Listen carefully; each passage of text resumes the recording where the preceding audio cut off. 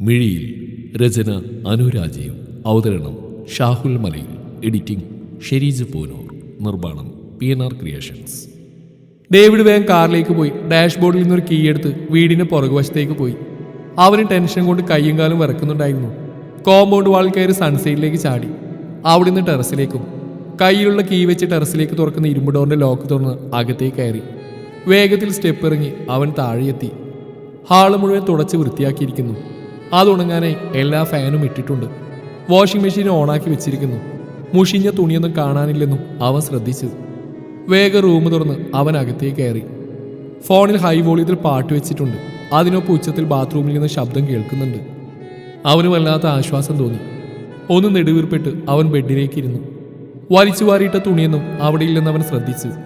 ആകെ മൊത്തൊരു വൃത്തി. അവൻ ഫോൺ കയ്യിലെടുത്ത് ബദ്രിയുടെ നമ്പർ ഡയൽ ചെയ്തു. ബദ്രി, പൊന്നു മോനെ, ആരെങ്കിലും കയ്യിൽ സൾഫ്യൂരിക് ആസിഡ് വെച്ച് യാത്ര ചെയ്യോ? ഏയ്, അത്ര പ്രോബ്ലം ഒന്നുമില്ല. കണ്ടറിയാം. ഡേവിഡ് ചിരിച്ചു. ആ പിന്നെ, അവള് വീട്ടിലൊന്നും പറഞ്ഞിട്ടില്ല നിന്റെ കൂടെ വരുന്നു. നിന്നോട് കള്ളം പറഞ്ഞ? അതെനിക്ക് മനസ്സിലായി. ഞാൻ നോക്കിക്കോളാടാ. ശരിയപ്പാ. ഡേവിഡ് ഫോൺ കട്ട് ചെയ്തും ഡോർ തുറക്കുന്ന ശബ്ദം കേട്ട് തിരിഞ്ഞു നോക്കി. ദേ പാട്ടും പാടി തുള്ളിക്കൊണ്ടുവരുന്ന കുഞ്ഞിനെ കണ്ടോ? എന്നാൽ ഡേവിഡ് വിശദമായിട്ട് കണ്ടു. പാട്ടിന്റെ ഫ്ലോയിൽ സ്റ്റെപ്പ് ഇട്ട് തല ഉയർത്തിയതും ഫോൺ കയ്യിൽ പിടിച്ച് അന്തം വിട്ട് നിൽക്കുന്ന ഡേവിഡിനെ കണ്ട് ആദ്യം അവൾ ഞെട്ടി, പിന്നീട് പുഞ്ചിരിച്ചു. ഇച്ചായനായിരുന്നോ? ഞാൻ പേടിച്ചു പോയി. അല്ല, എങ്ങനെയാ അകത്തേക്ക്? ബാക്കി പറയാതെ അവളൊന്ന് സ്വയം നോക്കി. പിന്നെ കിളിപോയ പോലെ നിൽക്കുന്ന ഡേവിഡിനെ നോക്കി ഒന്ന് ഇളിച്ചു കാണിച്ചു. ഒരു ബേബി പിങ്ക് ടവൽ മാത്രമായിരുന്നു അവളുടെ വേഷം, അതും തുടവരെ ഇറക്കുള്ളത്. അവൾ അല്പം കുഞ്ഞ് താഴെ ടവലിൽ പിടിച്ചു വലിച്ചു, കാല് മറക്കാൻ. പക്ഷേ സംഭവം കയ്യിൽ നിന്ന് പോയി. ടവൽ അഴിഞ്ഞ് കയ്യിൽ വന്നു. ആർദ്ര കണ്ണു വീഴ്ച നോക്കുമ്പോഴേക്കും ഡേവിഡ് കാറ്റുപോലെ പുറത്തേക്ക് ഇറങ്ങി. കയ്യിൽ വന്ന ടവൽ കൊണ്ട് മുഖം മറച്ചുകൊണ്ട് അവൾ സ്വയം തലക്കടിച്ചു. ഡേവിഡിന്റെ കൈയും കാലും അപ്പോഴും വിറച്ചുകൊണ്ടിരിക്കുകയായിരുന്നു. പുറത്താണെങ്കിൽ മഴ തിമിർത്ത് പെയ്യുന്നുണ്ട്. മൊത്തത്തിൽ വല്ലാത്ത ഹാങ് ഓവർ. അവളെ കൊണ്ടുവരേണ്ടിയിരുന്നില്ല. അവൻ TV ഓൺ ചെയ്തു. ചിന്തകൾ വീണ്ടും ആർദ്രയിലെത്തി. കുളിക്കുവാണെന്ന് അറിഞ്ഞപ്പോൾ തന്നെ പുറത്തേക്ക് വരണമായിരുന്നു. ഇനി എങ്ങനെ അവളെ ഫേസ് ചെയ്യും? എന്നെക്കുറിച്ച് എന്ത് കരുതി കാണും? അതിന് ഞാനൊന്നും കണ്ടില്ലല്ലോ. കണ്ടോ?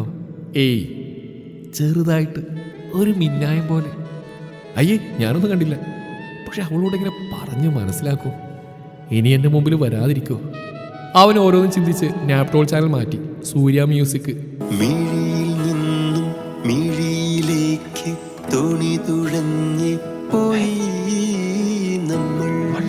സീൻ കണ്ടതും അവൻ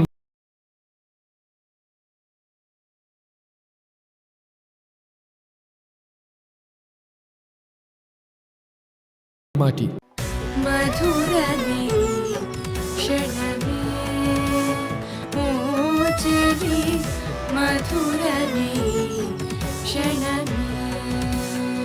ഡേവിഡ് വേഗം TV ഓഫ് ചെയ്ത് എഴുന്നേറ്റു. ആകെ ഒരു വെപ്രാളം. എന്താ കഴിക്കാൻ വാങ്ങിയേ? ഇരു കയ്യാലും മുടിയൊതുക്കി നിൽക്കുമ്പോഴേക്കും പുറകിൽ നിന്ന് ശബ്ദം കേട്ട് തിരിഞ്ഞു നോക്കി. അവനൊന്നും മിണ്ടിയില്ല. ഒരു ഷോർട്ട് സ്കേർട്ടും ബ്ലാക്ക് ടോപ്പുമാണ് വേഷം. അവൻ ഫേസ് ചെയ്യാനുള്ള ബുദ്ധിമുട്ടുകൊണ്ട് തിരിഞ്ഞു. അവൾ ഓടി വന്ന് അവൻ്റെ കയ്യിൽ പിടിച്ചു വലിച്ച് ഡൈനിങ് ടേബിളിലേക്ക് കൊണ്ടുപോയി. അവിടെ ചെയറിലെത്തി കൊണ്ടുവന്ന പാക്കറ്റ് തുറന്നു. അവൻ അത്ഭുതത്തോടെ അവളുടെ ചെയ്തികൾ നോക്കി നിന്നു. ഒന്നും കിട്ടാതായപ്പോൾ പൊറോട്ടയും ബീഫുമായിരുന്നു വാങ്ങിയത്. അവൾ ഫ്രൈയിൽ നിന്നൊരു പീസ് എടുത്ത് വായിലിട്ടു. യമ്മി. കണ്ണടച്ചുകൊണ്ട് അത് അവൾ ആസ്വദിച്ച് കഴിച്ചു. അവൾ വേഗം 2 പ്ലേറ്റ് എടുത്ത് സെർവ് ചെയ്തു. ഡേവിഡൊന്നും മിണ്ടിയില്ല. അവന് വാക്കുകളൊന്നും പുറത്തേക്ക് വന്നില്ല. ഈ ചായ സോറിയാണെങ്കിൽ വേണ്ട. ഞാനല്ലേ തുണി പറിച്ചു കളഞ്ഞ്. ആടുതോമയാവ് നോക്കിയാണെന്നെങ്കിൽ ഇത് സമാധാനിക്കാം. അവൻ കണ്ണു മിഴിച്ചു. അവൾ തുടർന്നു. പിന്നെ ഇച്ചായനല്ലേ കണ്ടത്? സാരമില്ല. ഫസ്റ്റ് നൈറ്റിലെ സസ്പെൻസ് പൊളിഞ്ഞിൽ ചെറിയൊരു വിഷമം. ആ വിഷമവും ഞാൻ ഈ പൊറാട്ടയും ബീഫും കണ്ടപ്പോൾ മറന്നു. ഈ ചായം കഴിക്കും. ചൂടാറിയാൽ പിന്നെ ഈ സുഖം ഉണ്ടാവില്ലെന്നേ. അവൾ ആസ്വദിച്ച് കഴിക്കുന്നത് എല്ലാം മറന്ന് നോക്കിയിരുന്നവൻ. ആദ്യമായി പെണ്ണൊരു അത്ഭുതമായി അവന് തോന്നി. ഹൃദയത്തിൽ പ്രണയത്തിൻ്റെ നീരുറവ കുത്തിയൊലിച്ചൊഴുകാൻ തുടങ്ങി. അവളിലേക്ക് തൻ്റെ പ്രണയം പകർന്നു നൽകാൻ അവൻ്റെ ഉള്ളം വെമ്പി. ഇനി യാതൊരു അതിർവരമ്പുകളും ഉണ്ടാവില്ല, അവൻ മന്ത്രിച്ചു. പുറത്ത് മഴ തകർത്ത് പെയ്യുന്നുണ്ട്. മിഴിക്ക് ഉറങ്ങാൻ കഴിഞ്ഞില്ല. ഭക്ഷണം കഴിക്കുമ്പോഴും തൻ്റെ നേരെ നീളുന്ന ബദ്രിയുടെ മിഴികളെ അവൾ നാണത്തോടെ അവഗണിച്ചു. എന്തോ ഇതുവരെ തോന്നാത്ത വിധത്തിൽ ഹൃദയം വെമ്പുന്നുണ്ടായിരുന്നു. കഴിച്ചു കഴിഞ്ഞ് തൻ്റെ അടുത്തേക്ക് വരാൻ ഒരുങ്ങുമ്പോഴാണ് പെട്ടെന്നൊരു കോൾ വന്ന്. വിക്രമാണെന്ന് മാത്രം മനസ്സിലായി. കമ്പനിയിൽ എന്തോ പ്രോബ്ലം ഉണ്ടെന്ന് തോന്നുന്നു. ഡ്രസ്സ് പോലും മാറാൻ കൂട്ടാക്കാതെ കാഷ്വൽ സിറ്റ് കീയും എടുത്ത് പുറത്തേക്ക് പായുകയായിരുന്നു. കാരണം ചോദിക്കാനുള്ള സമയം കിട്ടിയില്ല. ഇപ്പോൾ വിളിച്ചു നോക്കുമ്പോൾ കോള് റീച്ചാവുന്നില്ല. പോരാത്തിന് കാറ്റും മഴയും. കുറച്ചു നേരം മുമ്പ് വരെ പ്രണയവും സന്തോഷവും നിറഞ്ഞു നിന്നിരുന്ന മനസ്സിൽ ഇപ്പോൾ പേടിയും അസ്വസ്ഥതയുമാണ്. അവൾ ക്ലോക്കിലേക്ക് നോക്കി. പോയിട്ട് 1 മണിക്കൂർ കഴിഞ്ഞു. ബെഡിൽ നിന്നെഴുന്നേറ്റ് ജനാലക്കരികിൽ പോയി നിന്നു. AC ഓഫ് ചെയ്ത് വിൻഡോ ഗ്ലാസ് സ്ലൈഡ് ചെയ്തു തുറന്നു. ചാറ്റിൽ അകത്തേക്ക് വീശുന്നുണ്ട്. നനുത്ത മഴത്തുള്ളികൾ അവളുടെ മുഖമാകെ പൊതിഞ്ഞു. തണുത്ത കാറ്റിന് വീശിയെടുക്കുന്ന മഴക്കും അവൾക്കുള്ളിലെ താപത്തിനെ കുറക്കാൻ കഴിഞ്ഞില്ല. മഴത്തുള്ളികൾ അവളുടെ മുടികളെയും നനച്ചു തുടങ്ങി. പെട്ടെന്ന് പുറത്ത് കാറ് വന്നിരുന്ന പോലെ ശബ്ദം കേട്ടു. തോന്നലാണോ? അവൾ വേഗം ഡോർ തുറന്ന് ഹാളിലേക്ക് ഇറങ്ങി. മെയിൻ ഡോർ തുറക്കാൻ എന്തോ ഭയം തോന്നി. അവൾ ഡോർ ഹോളിലൂടെ പുറത്തേക്ക് നോക്കി. ആരുമില്ല എന്നത് വീണ്ടും അവളിൽ അസ്വസ്ഥത നിറച്ചു. അവൾ നിരാശയോടെ വീണ്ടും മുറിയിലേക്ക് നടന്നു. വിക്രം, എന്തായി? സർ, അക്കൗണ്ട് ഡീറ്റെയിൽസ് കിട്ടിയിട്ടുണ്ട്. അൺനോൺ നെയിമാണ്. ഐഡന്റിഫൈ ചെയ്യാൻ പറ്റിയിട്ടില്ല. പക്ഷേ മിറർ ആപ്പ് വഴിയാണ് ട്രാൻസ്ഫർ ചെയ്തേക്കുന്നത്. അതിൽ നിന്ന് യൂസർ നെയിം കിട്ടി. സാറിൻ്റെ നിഗമനം ശരിയായിരുന്നു. ആ തിരിമറി ചെയ്തത് അതെനിക്ക് ഉറപ്പായിരുന്നു. വേറെന്തെങ്കിലും ലീഡ്? പിന്നെ അർജിതിൻ്റെ ബോഡി കിട്ടിയിട്ടില്ല. മേ ബി രക്ഷപ്പെട്ടിട്ടുണ്ടാവും, അല്ലെങ്കിൽ ഏതെങ്കിലും മൃഗങ്ങൾ കൊണ്ടുപോയിട്ടുണ്ടാവും. ഇതിൽ രണ്ടാമത്തേനാ ചാൻസ് കൂടുതൽ. എന്നാൽ അടുത്തുള്ള ഹോസ്പിറ്റൽസിലൊക്കെ ഒന്ന് അന്വേഷിച്ചോളൂ. Okay sir. നമ്മുടെ കമ്പനിക്കുള്ളിൽ നിന്ന് നമുക്കിതിന് പ്രവർത്തിക്കുന്ന ആർക്ക് വേണ്ടിയാണെന്ന് അറിയേണ്ട സാർ. ഒന്ന് നന്നായി കുറഞ്ഞാൽ പറഞ്ഞോളൂ. ഇപ്പോൾ വേണ്ട. നമ്മൾ തിരിച്ചറിഞ്ഞതുപോലെ ഇപ്പോൾ അറിയാൻ പാടില്ല. അടുത്ത പ്ലാൻ എന്താണെന്ന് നോക്കാം. എന്നിട്ട് തീരുമാനിക്കാം കൊല്ലണോ വളർത്തണോ കൊടയണോ എന്ന്. ഓക്കെ സാർ, ഞങ്ങളിത് അങ്ങോട്ട്. വിക്രം. Yes sir. വൈഫിൻ്റെ ഡെലിവറി ഡേറ്റ് എന്നാ? 20 പറഞ്ഞിരിക്കുന്നത്. ഈ ആഴ്ച ഒന്ന് കാണിക്കാൻ പറഞ്ഞിട്ടുണ്ട്. പോയി കഴിഞ്ഞ് അഡ്മിറ്റ് ആവേണ്ട ഡേറ്റ് പറയും. നാളെ മുതൽ നീ ഇങ്ങോട്ട് വരണ്ട. ഇനി താൻ വൈഫിനോടൊപ്പം വേണ്ട സമയമാണ്. വേറെ ആരുമില്ലല്ലോ കൂട്ടിന്. എന്തെങ്കിലും എമർജൻസി വന്നാൽ ഇനി ഡെലിവറിക്ക് ശേഷം കുഞ്ഞിൻ്റെ നൂലെട്ടൊക്കെ കഴിഞ്ഞ് പതിയെ വന്നാൽ മതി. നിന്റെ അക്കൗണ്ടിൽ കുറച്ച് എമൗണ്ട് ഇട്ടിട്ടുണ്ട്. പോരെങ്കിൽ പറയണം. ഒരുപാട് ലേറ്റായി. ഇറങ്ങിക്കോ. വിക്രം ചിരിയോടെ പുറത്തേക്ക് ഇറങ്ങി. ബദ്രി കാറിലേക്ക് കയറി. നല്ല മഴ പെയ്യുന്നുണ്ട്. വൈപ്പർ ഓൺ ചെയ്തിട്ടും പുറത്തൊന്നും കാണാൻ പറ്റാത്ത പോലെ. ഫോണിലാണെങ്കിൽ റേഞ്ചുമില്ല. പെട്ടെന്ന് പോക്കറ്റ് റോഡിൽ നിന്നൊരു ബൈക്ക് ഇടയിലേക്ക് കയറി വന്നു. ബദ്രി വേഗം ബ്രേക്ക് ചവിട്ടി വണ്ടി നിർത്തി. Bloody fuck! അവൻ്റെ പോക്കണ്ട് ബദ്രി ദേഷ്യത്തോടെ ബ്രേക്കിൽ നിന്ന് കാലെടുത്തു. അവനെ മനസ്സിൽ തെറിവിളിച്ച് മുന്നോട്ട് പോകുമ്പോഴാണ് ദൂരെ നിന്നൊരു ലോറി റോഡിലേക്ക് കയറി വരുന്നത് ശ്രദ്ധിച്ചത്. അത് തന്നെ നിൽക്കാണെന്ന് മനസ്സിലാക്കാൻ അവനധികം സമയം വേണ്ടി വന്നില്ല. അവനുടൻ തന്നെ റിവേഴ്സ് ഗിയർ ഇട്ടു. ആക്സിലേറ്ററിൽ കാലമർത്തി പിടിച്ചു. വണ്ടി പുറകോട്ട് പാഞ്ഞു. അതിനനുസരിച്ച് മുന്നിലുള്ള ലോറി കാറിന് നേരെയും. ഏകദേശം 500 മീറ്റർ പുറകോട്ട് പോയതും നേരത്തെ ബൈക്ക് വന്ന പോക്കറ്റ് റോഡിലേക്ക് അവൻ വണ്ടി കയറ്റി. ലോറി തൊട്ടില്ലെന്ന രീതിയിൽ അവന് മുന്നിലൂടെ പോയി. ഇപ്പോൾ ആ ലോറിക്ക് പിന്നാലെ പോയാൽ ശരിയാവില്ലെന്ന് അറിയാവുന്നതുകൊണ്ട് ബദ്രി നേരെ വണ്ടി വീട്ടിലേക്ക് തിരിച്ചു. മിടിയുടെ മുൻവശത്തെ മുടിയിൽ നിന്ന് വെള്ളം ഇറ്റിറ്റ് വീഴുന്നുണ്ടായിരുന്നു. ടവലെടുത്ത് മുടിയിലെയും മുഖത്തെയും വെള്ളം തുടച്ചു മാറ്റി അവൾ കണ്ണാടിക്ക് മുന്നിൽ വന്നു നിന്നു. തൻ്റെ പുറകിൽ നിൽക്കുന്ന ബദ്രിയെ കണ്ട് അവളുടെ കണ്ണുകൾ വിടർന്നു. പിടഞ്ഞുകൊണ്ടിരുന്ന മനസ്സിൽ കുളിര് പടർന്നു. മിഴി അവന് നേരെ തിരിഞ്ഞു. തന്നെ മയക്കുന്ന ചിരി ആ ചുണ്ടിൽ തങ്ങി നിൽപ്പുണ്ട്. അതിലേക്ക് നോക്കിയാൽ ഒരു പരിഭവം പോലും തന്നിൽ നിന്ന് ഉയരില്ലെന്ന് അവൾക്ക് തന്നെ ബോധ്യമുണ്ടായിരുന്നു. പെട്ടെന്ന് തന്നെ അവൾ അവൻ്റെ ചുണ്ടിലേക്കുള്ള നോട്ടം മാറ്റി 2 കൈകളും പിണച്ചു കെട്ടി ചുണ്ട് കൂർപ്പിച്ചു. എവിടേക്കെങ്കിലും പോകുമ്പോൾ പറഞ്ഞിട്ട് പോയിക്കൂടെ? അറ്റ്ലീസ്റ്റ് എങ്ങോട്ടാണെങ്കിലും ഒരു കോളെങ്കിലും. എന്നിട്ടിപ്പോൾ ചിരിച്ചുകൊണ്ട് നിൽക്കുന്നുണ്ടില്ലേ? മാറങ്ങോട്ട്. അവനെ തള്ളി മാറ്റി അവൾ മുന്നോട്ട് നടക്കാൻ തുടങ്ങി. അപ്പോഴേക്ക് അവളുടെ കയ്യിൽ അവൻ്റെ പിടുത്തം വീണിരുന്നു. കയ്യിൽ പിടിച്ചൊരു വലി വിളിച്ചതും അവൾ നേരെ കറങ്ങി അവൻ്റെ മുന്നിലേക്ക് വന്നു. അമ്പരപ്പോടെയുള്ള അവളുടെ നോട്ടത്തെ പാടെ അവഗണിച്ചുകൊണ്ട് അവൻ 2 കൈകളും അവളുടെ അരികിൽ ചുറ്റിപ്പിടിച്ചു. അവൾ അവൻ്റെ കണ്ണുകളിലേക്ക് നോക്കി. അവൻ്റെ നോട്ടം അവളുടെ കഴുത്തിൽ പറ്റിപ്പിടിച്ച് നിൽക്കുന്ന വെള്ളത്തുള്ളികളിലേക്കായിരുന്നു. അസൂയ തോന്നിയവന് ആ മഴത്തുള്ളികളോട് പോലും. ചുണ്ടുകൾ കഴുത്തിലേക്ക് നീങ്ങുന്ന കണ്ട് അവൾ ഉമിനീരിറക്കി. അവളുടെ തൊണ്ടക്കുഴിയുടെ ചലനത്തിൽ മഴത്തുള്ളികൾ പതിയെ അവളുടെ മാറിലേക്ക് ഒഴുകിയിറങ്ങി. അവൻ്റെ ചുണ്ടുകൾ അവളുടെ കഴുത്തിൽ പതിച്ച് അവളൊന്ന് ഉയർന്നു പൊങ്ങി. അവൻ്റെ ഷർട്ടിൽ മുറുകെ പിടിച്ചു. അവനാകെ നനഞ്ഞിരുന്നു. അവൻ്റെ മുടിയിഴകൾ അവളുടെ താടിയിലും മുഖത്തും നനവ് പടർത്തി. തുറന്നിട്ട ജനാലയിലൂടെ തണുത്ത കാറ്റ് അകത്തേക്ക് വീശി അടിച്ചു. അവൻ്റെ ചുണ്ടുകൾ അവളുടെ കഴുത്തിൽ ഓരോ മഴത്തുള്ളിയും നുണഞ്ഞുകൊണ്ടിരുന്നു.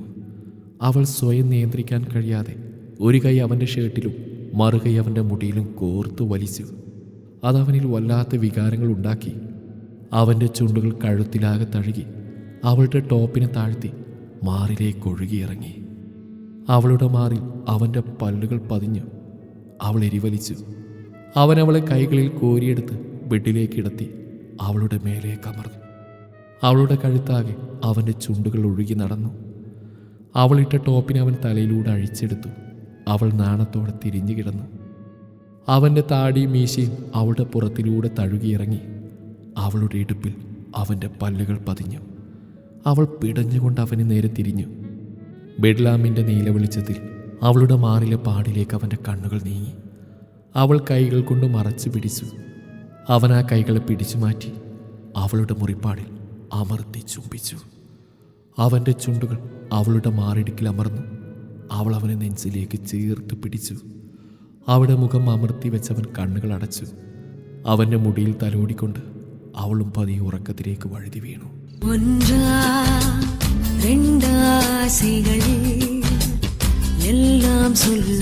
ടി വിയിൽ കാണുന്ന പാട്ടിനൊപ്പം സ്വയം കാറിപ്പൊളിക്കുന്നുണ്ട് ആർദ്ര. ഡേവിഡ് ആണെങ്കിൽ ടി വിയിൽ ശ്രദ്ധിക്കാതെ ഫോണിൽ തലകുത്തി നോക്കുന്നുണ്ട്. ഇച്ചായ ഇച്ചായ പറ. ഈ സൂര്യൻ ചോദിക്ക് എത്ര അടിപൊളി പെയറാണല്ലേ. ഇതുപോലൊരു ഔട്ട് ഹൗസിൽ വെച്ച് വേണം നമുക്ക് ഫസ്റ്റ് നൈറ്റ് ആഘോഷിക്കാൻ.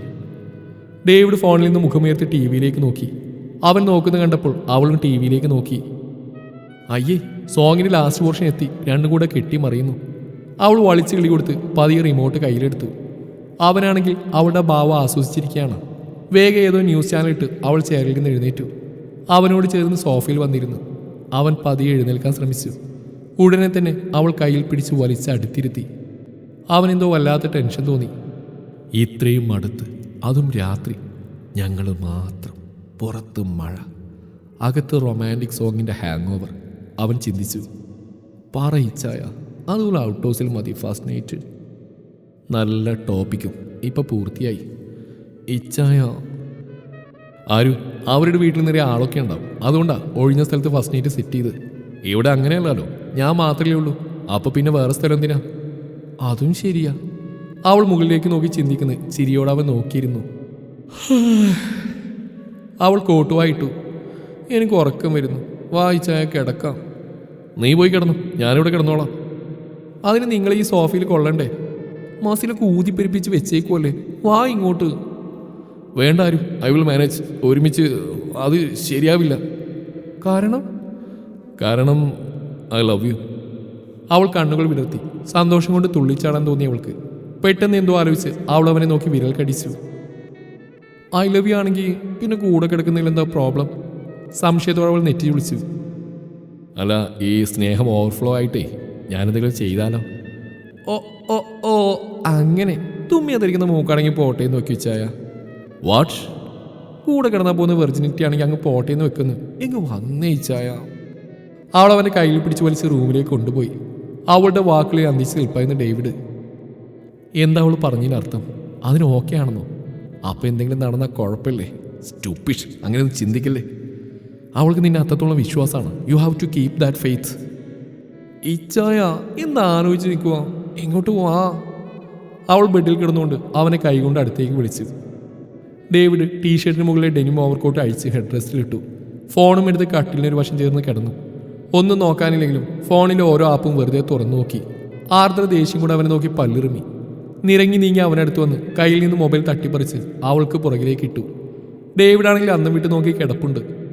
മൊബൈൽ പിടിച്ച് അതേ പൊസിഷനിൽ വെച്ച കൈ പിടിച്ച് നിവർത്തി അവൾ അവൻ്റെ നെഞ്ചിലേക്ക് തലവെച്ച് കിടന്നു. അവൻ്റെ ഹൃദയം ഒരു നിമിഷം നിലച്ചതായി തോന്നിയവന്. ഇത്രയും അരികിൽ തൻ്റെ പ്രണയം. അവൾ ശരീരം മുഴുവൻ അവനോട് ചേർത്ത് വെച്ചു. അവളുടെ കാലുകൾ അവൻ്റെ കാൽവിരലുകളിൽ ഉരസിക്കൊണ്ടിരുന്നു. അവളുടെ ഹൃദയസ്പന്ദനം അവൻ്റെ ശരീരത്തിലെ രക്തയോട്ടം കൂട്ടി. അവളുടെ മുടിയിൽ നിന്നും വമിക്കുന്ന ഗന്ധവും ആ ശരീരത്തിലെ ചൂടും അവനിലേക്ക് പടർന്നു. കൈകൾ പതിയെ അവളിൽ സ്പർശിച്ചു.